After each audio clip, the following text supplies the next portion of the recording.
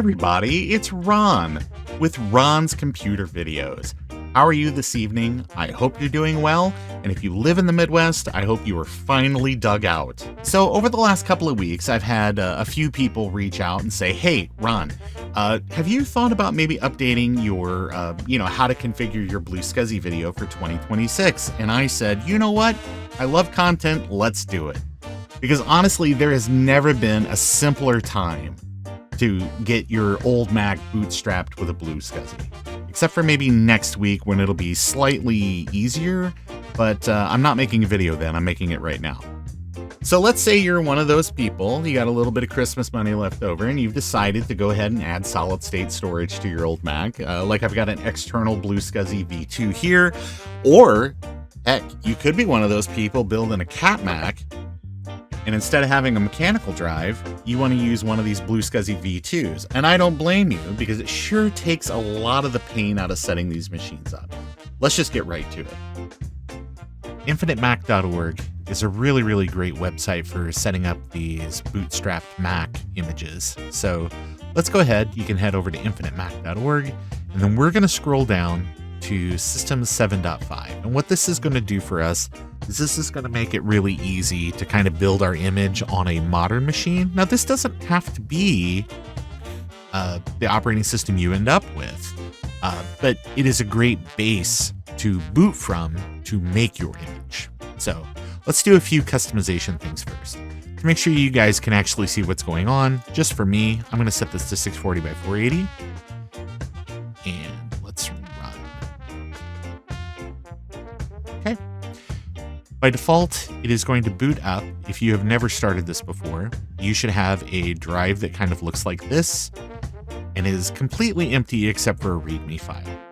If you have played around with Infinite Mac in the past, you may need to reset this saved hard drive image here.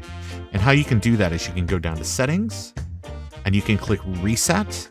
And what that will do is basically just wipe that to factory and you can start fresh. Once the machine comes back up, what we're going to do is we are going to take a look and make sure, and yes, it is indeed wiped.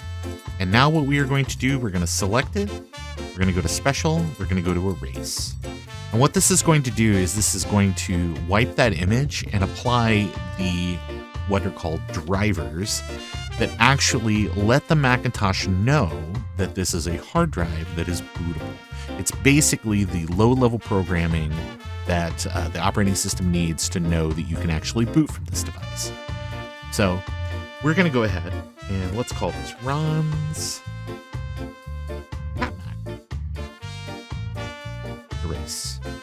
Now, this image, it's blank, but it is all set up and ready to go, and this will be bootable in a real Macintosh, okay? These images by default are just over a gigabyte, but that's plenty of space for what we're going to do here today. So let's go ahead. We're going to leverage the Macintosh Garden. And what we're going to do is we're going to load the Apple Legacy. Yep. And there it is, the Apple Legacy Software Recovery CD. And what this does for us is this has basically the very earliest versions of the Mac operating system all the way up through Mac OS 8. Today, for this example, let's just do a base install of System 7.1. We'll scroll down and we're going to pick Download 3.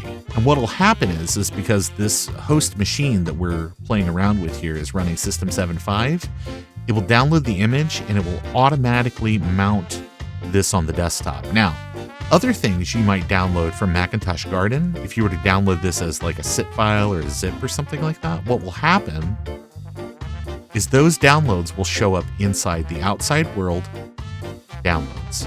And from there, you can drag those over to your newly created drive. So if there's other things that you can't live without, certain utilities, control panels, things like that, that is how you would get those over to your disk image. So for starters, let's go ahead and let's get our operating system installed. So we're going to go out the Legacy Recovery CD. We're going to go to Mac OS. We're going to pick System 7.1. And there are some customized versions you have to keep in mind with System 7.1. You do need to pick a version that has the right enablers for your operating system. System 7.5 is less kind of restrictive on that, but for what we're doing right now, let's just go with the super generic, because this is going to end up on a Macintosh SE.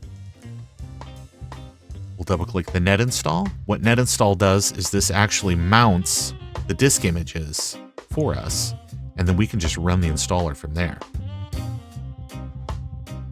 Okay, here we are.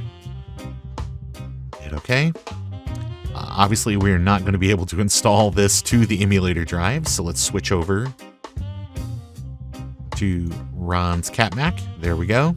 Now, because the emulator is going to report kind of a generic machine, let's customize. And let's go down, and we are going to pick an install for a Macintosh SE. And this would be the point if you needed file sharing software. You can also select that. If you needed print drivers, things like that, you can add those as well. Software for all Apple printers. Let's throw that in there, and let's put the file sharing software in there as well. Now, if you notice when I'm clicking these things, it's deselecting other stuff. You have to hold down the Shift key, and the Shift key will then allow you to make multiple selections. So, software for all Apple printers, file sharing software, system for Macintosh SE. Looking good. We got our disk selected. Let's click install. So this file copy is going to take a second. Let's go ahead and fast forward to the end and let it finish up. All right, we were successful. We've got our operating system installed. Let's go ahead and quit. All of the disk images will automatically unmount themselves. And at this point, we can go ahead and close some of these folders. Now, should there be other things that you need to install, like there are some Apple utilities and things like that that you may be interested in, now would be the time to go ahead and drag those over from the legacy software recovery CD. But since we're here, let's take a look at what's on Infinite HD. There are a lot of great utilities and games and productivity applications out here that you can sort of seed your image with, and I would suggest you take a look. As you see, that operating system install is just the most basic stuff here. You probably want a few things to test your machine out, so let's maybe copy lighter.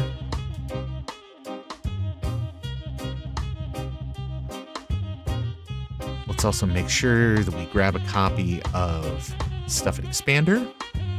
That's always handy.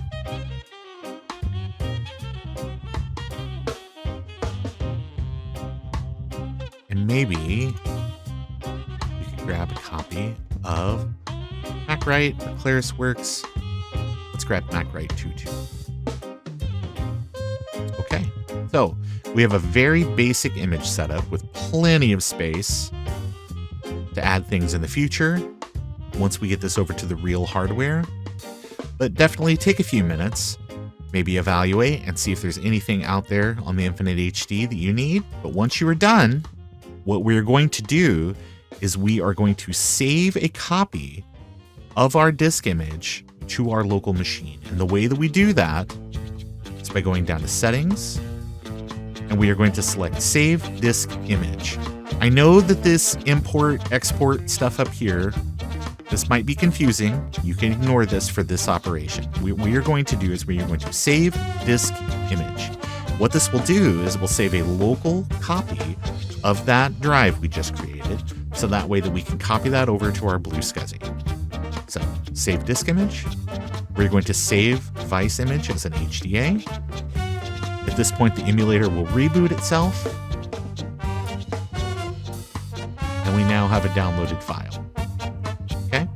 At this point, this file is ready to be copied over to your SD card. What you would then do is use the proper naming convention, which can be read about on the README of the BlueSCSI website. But if this is just going to be your only disk image, your boot drive, you can just name it HD:0.HDA,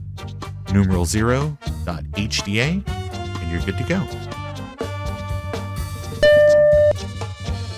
Okay, here we are over on our real hardware. Let's go ahead and boot our image and test it.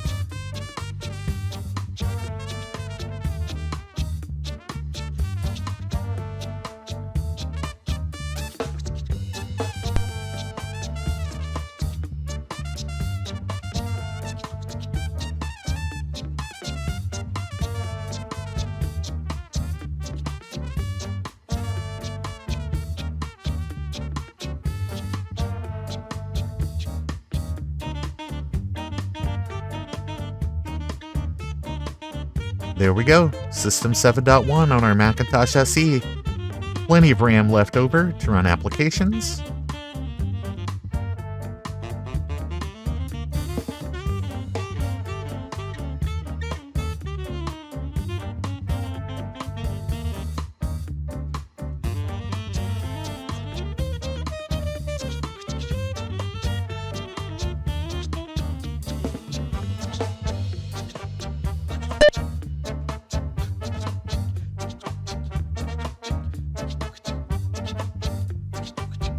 There you have it, the 1991 classic glider.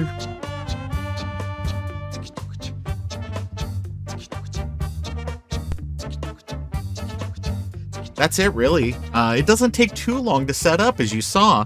I think you'll probably end up spending more time just going through, seeing all the stuff that's out there, either on Macintosh Garden or on the Infinite Mac site, just to kind of load your disk image up with software. But don't let the idea get to you that somehow that it's difficult to set these things up unless you've got like, oh, I've got to have like all the original floppies, and I've got to have like, I got to have a floppy emulator, and I got to have all these things to get this thing set up. And yeah, if you want to go the long route, and guess what, there's a lot of fun to be had in that too. So I'm not knocking that down, but if you are someone who just wants to get this machine up and running so you can get to the fun part, maybe you're not Gut Bomb. I know he likes setup.exe. Hey! But if you're someone that just wants to get to the fun part, for normal people, give this a shot.